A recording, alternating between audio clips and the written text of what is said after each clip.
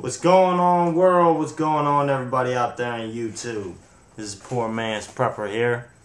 Gonna go over the bug out bag here. Now, being that this is poor Mans Prepper, we're going to keep it cheap. We're going to keep it simple. Now, what I have here is your average, regular $10, $5 kids backpack from Walmart. They happen to have the camo color, so I'll go ahead and got it. Alright, now the backpack is not what's essential, it's what's in it. Let's go over it. Now right here on the side pocket right here, I have a multi-tool. Alright. Show you what the multi-tool is. I'm sure everybody knows what a multi-tool is, but let's get it on out and show it off here.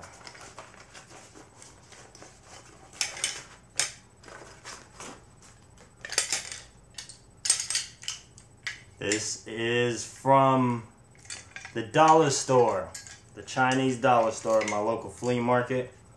Hope that's not an offensive term. Cost me $3. I got two of them. So $6, $3 a piece.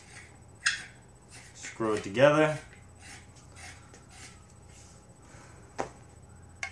Got a pick, got a shovel, got a saw, got a bottle opener.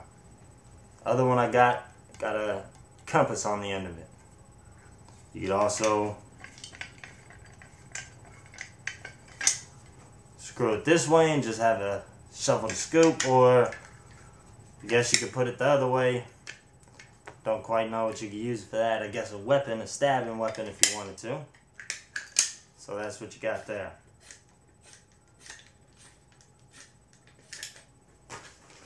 Alright, now let's get into the goodies.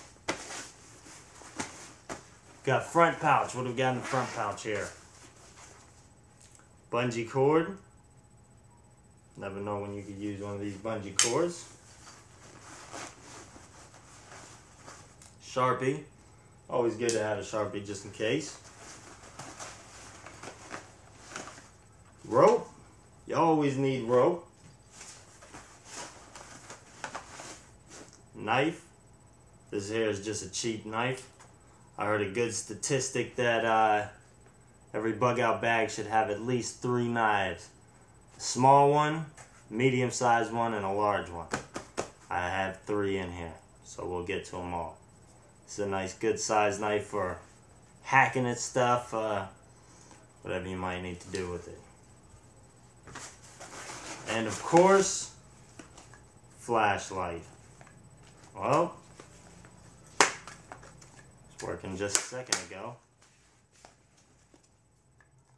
Guess I need me a new flashlight in my bug out bag. This is a good lesson right here. This is why it's always good to double check your bug out bags. Check them once a month, whatever you need to do. You know, regular basis, check your bug out bag. Make sure that everything is in working order.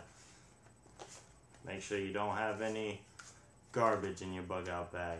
Yep, see, look at that. Good thing we're going through this. Alright, let's get into the meat in here. Alright, fire starter kit. Alright, of course I got it in this Ziploc bag. Keep it airtight, make sure everything in here just does not get wet. What we have in here is dryer lint, a pack of matches, and some Zippo fluid. You can't get a fire starter with this stuff here. Well, you might need to dedicate your whole bug out bag to fire starter stuff. Alright, and in case that doesn't work, I also have this kerosene right here. Kerosene is for something different. We'll get to that in a second. I always advise keep anything that could get ruined by rain wrapped in plastic, especially if your bug out bag is not waterproof. Now, this is why redundancy is important. as we saw, our first flashlight didn't work. I also have a flashlight on here.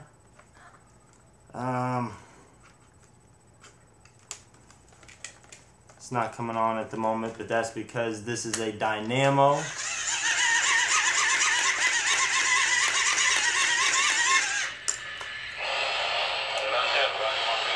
Alright, you see that?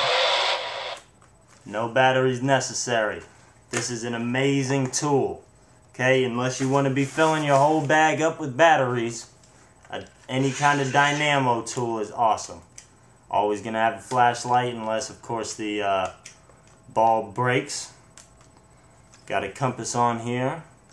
I don't know if you can see it there. Yep, little compass on there. Got the radio, as you heard. It has AM, FM, and shortwave. So, shortwave is a good radio to have. We also have a thermometer on here. This would be our shortwave antenna, if I could pop it out. And I guess not. You can see that circle in there. That's the shortwave antenna. And of course, the bag that I had it wrapped in, you know, nothing goes to waste. You could always use this for something, scooping up water, you know, tying stuff together, whatever you might do with it. Bushwhacking knife. Like I said, I had my medium knife. This is my large knife. Bushwhacking knife. This is almost a machete here. Okay? Also very sharp, you know, heavily serrated on the back. As you can see, I have cut a little bit that. Probably need to clean that off. But this also has a mini survival kit in the handle. Let's take a look at it. Compass.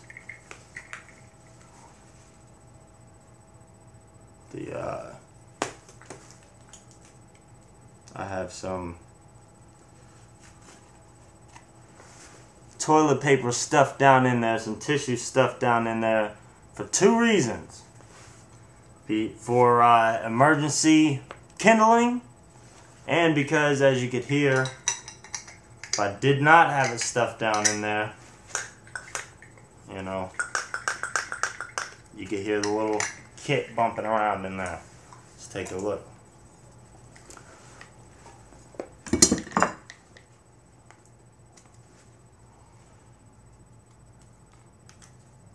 There we go.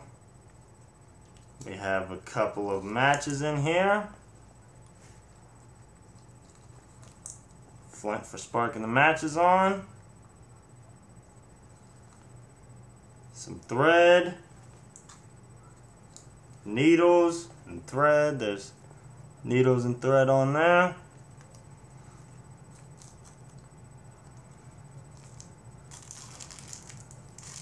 And this got a fishing hook, some bobbers, and some fishing line in it.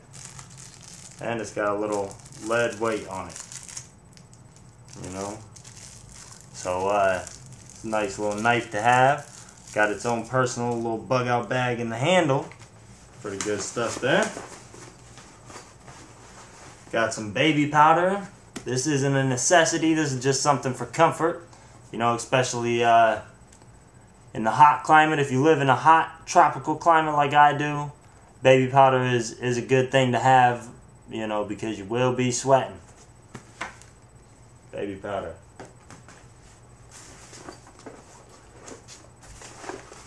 Alright, this is multiple purpose. I got a bandana wrapped around it. Bandana, of course, can be wrapped around your head for keep the sweat out your face, tie stuff together with it. Many reasons you could use a bandana. Spare pair of socks. And of course, the dual purpose behind them is to keep my kerosene lantern from breaking. Okay, kerosene lantern is nice and,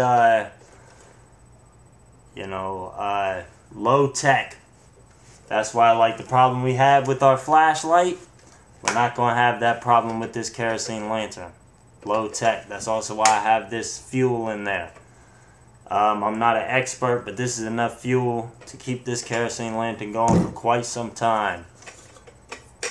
And it's also this this lantern and this fluid right here, for the amount of time it's going to go for, is a lot lighter than this flashlight 5 packs of batteries. Okay? Something to keep in mind there.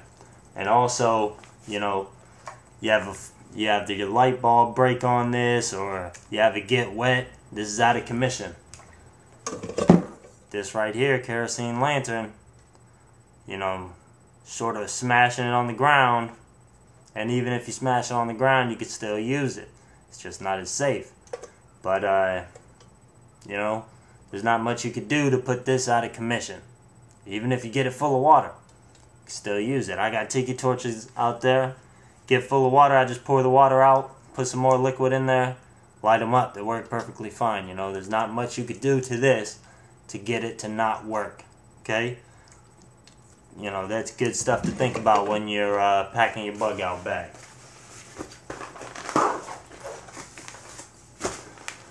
This is shock treatment. It's basically for your pool, but see, this is why it's good to know your facts. I believe it's a teaspoon per gallon of water will turn that water into bleach. Okay, and then a couple of drops from that bleach to each gallon of drinking water that you have is going to sterilize your water. Okay, so this is a good thing to have. Even though I don't have any kind of canteen or anything in my bug out bag, I assume that I'm going to find trash. I mean, it's not good to assume anything, especially in a situation where you're going to need a bug out bag, but you know, I just don't have the space in here for it. But this is still something to have, you know. Basically, this is basically like 100 gallons of bleach that I have right here in this little bag. Alright. Also, batteries for that flashlight that ain't working. And this little pack of batteries weighs twice as much as this bottle does, like I was saying earlier. Alright, then at the bottom of the bug out bag, last thing in here, my rations. Alright. Bag of dry beans. Can of pink salmon. Green beans. Corn. Beans. Cream of mushroom soup. Peanut butter. Alright. Now, of course, if you're going to have cans for your rations, you need some sort of way to open them. And that's my third knife. Swiss Army knife. And of course this has the can opener on it. Alright, now there are disadvantages to using cans. Of course, you know, anybody could know the disadvantage to using cans as your rations. It's going to be heavier. And I assume you're going to carry less because you're also carrying the water that's in it. But also, the water that's in it's going to keep you hydrated. Okay, keep that in mind.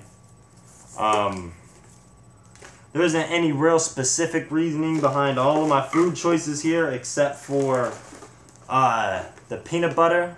Whole lot of protein. This is a whole lot of protein, going to go a long ways right here. And this is lighter than all the rest of the cans.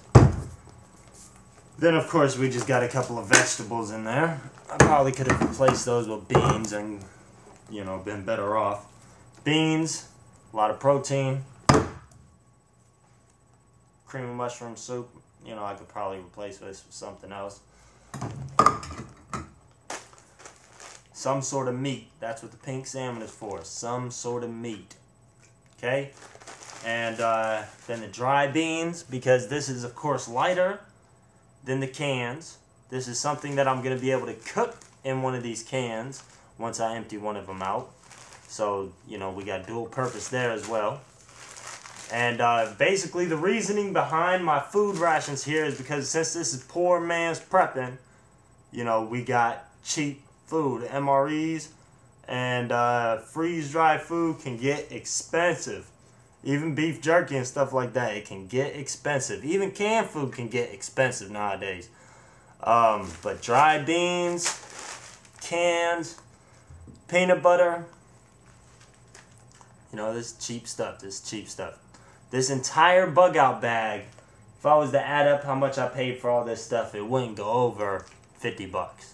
It really wouldn't. Food and everything. This is all cheap stuff, and this is all going to keep me going for a good amount of time, especially if I grab firearm on the way out the door. This food that I got right here, it takes up, where'd my little bag go?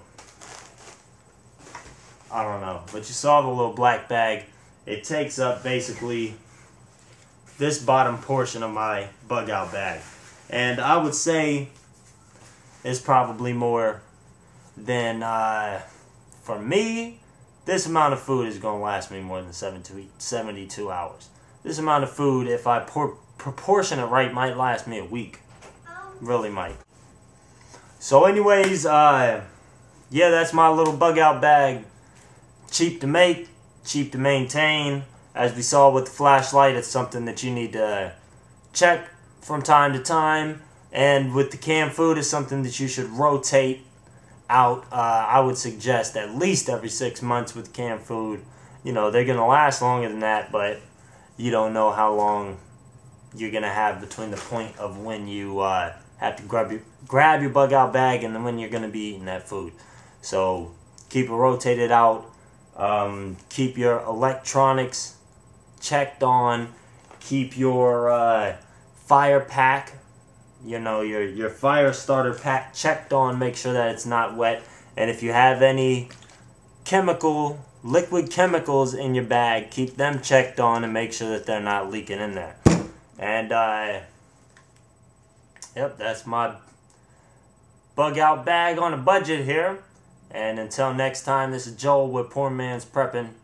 And hopefully I don't see y'all in the FEM camps. And I'll see you next time.